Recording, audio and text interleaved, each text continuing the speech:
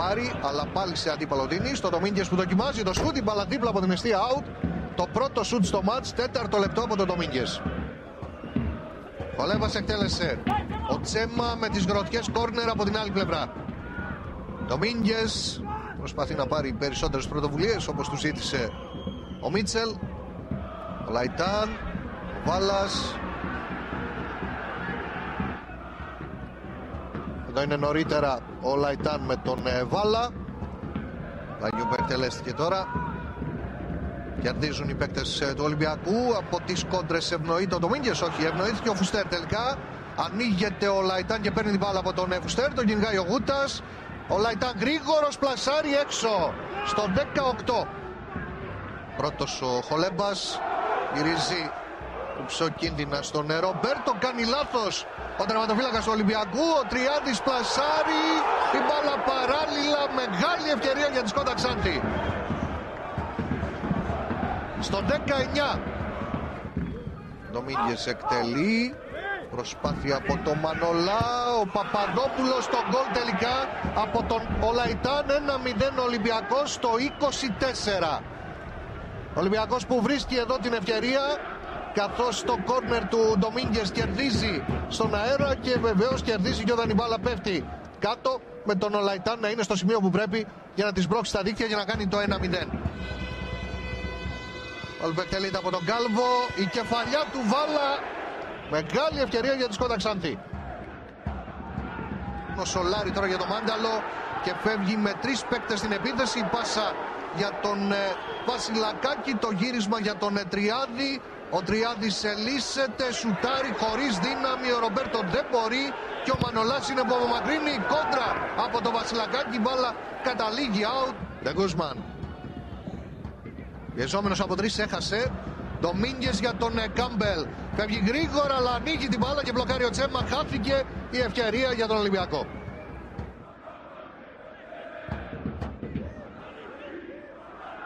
Το σουτ από το Μανιάτη, επέμβαση από τον Τσέμα. Κόρνερ στο 37.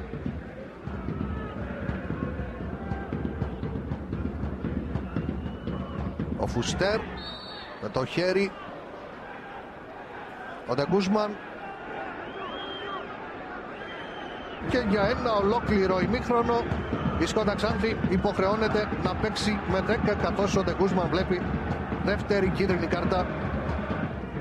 Μανιάτης, Ντομίνγκες, ξανά Μανιάτης, το πλάι για τον Κάμπελ, ξαναδίνει στο Μανιάτη, το γύρισμα, δεν μπορεί ο Λαϊτάν, παραλίγο το αυτογκολ, κόρνερ τελικά από τον Μπέρτο.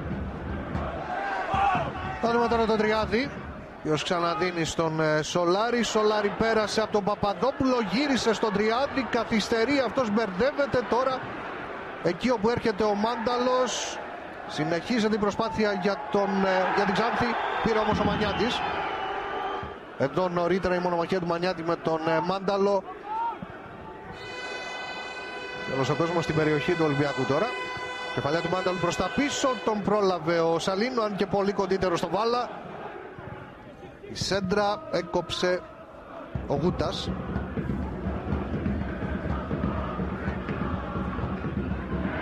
Μανιάτης. Είναι κάτω ο Σολτάνη. Βλέπετε εδώ τον ρέφερι. Κάτι λέει στον Χολέμπας και του δείχνει κόκκινη κάρτα στο 73.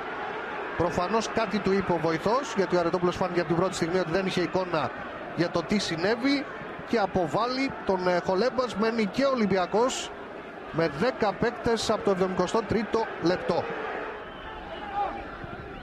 Σέντρα από τον Μπέρτο. Ο Μάνταλος, ο Σολτάνη από το Ράνο, το σούτ, η μπάλα κοντράρει και ο Σαλίνο βγάζει. Ο Κάλβο. Ο Μπέρτο σέντρα. Προσπάθησε ο Βασιλακάκης, ο Μάνταλος. Τώρα το σούτ έξω.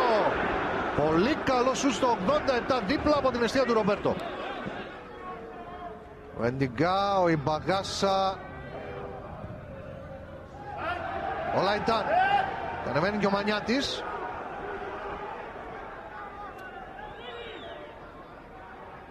Ο Λαϊτάν τώρα γυρίζει, Μπαγάσα με τον γκολ. 2-0 Ολυμπιακός.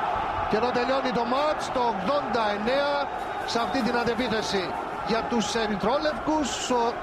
Ο Λαϊτάν έκανε ό,τι ακριβώς χρειαζόταν, κράτησε όσο ακριβώς έπρεπε την μπάλα και το κυριότερο βεβαίως την γύρισε